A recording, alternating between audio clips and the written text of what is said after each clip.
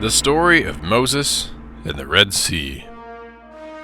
After the Passover, Moses led the people of Israel out of Egypt towards the Red Sea. The Lord God went before them, during the day as a pillar of cloud, and during the night as a pillar of fire.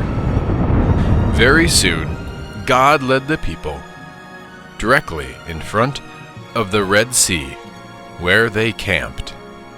And God told Moses, "Pharaoh will come chasing after you, and then I will make it known that I am the Lord God, even over the Egyptians." When Pharaoh heard that the people of Israel had camped in a place where they were trapped by the Red Sea, he said, "We should not have let them go.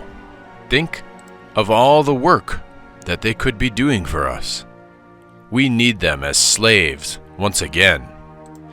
So Pharaoh took 600 chariots with him, soldiers drawn on carts behind horses, and he pursued the people of Israel, chasing them, and overtook them at their camp near the Red Sea.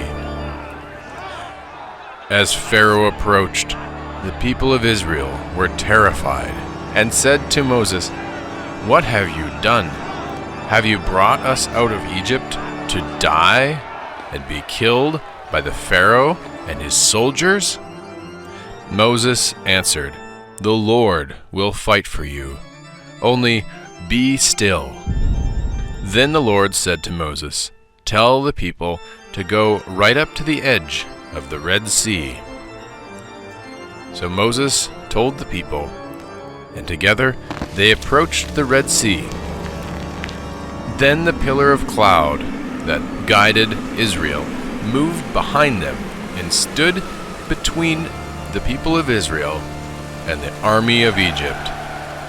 And as the day turned into night, the pillar of cloud turned into the pillar of fire.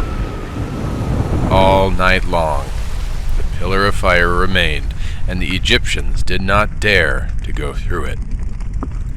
Then, just as God had commanded him, Moses stretched out his hand over the Red Sea, and the waters divided like a wall to the right and to the left, making a path of dry land through the sea.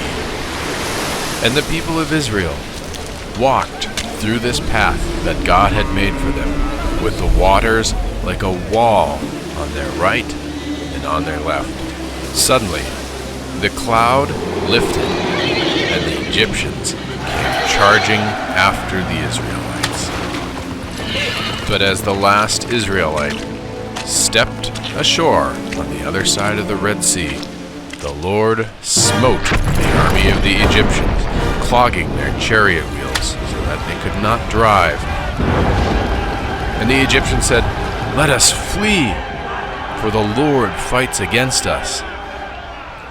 Then God said to Moses, "All of my people are across the sea. Stretch out your hand over the sea, and the waters will come back and cover the Egyptians."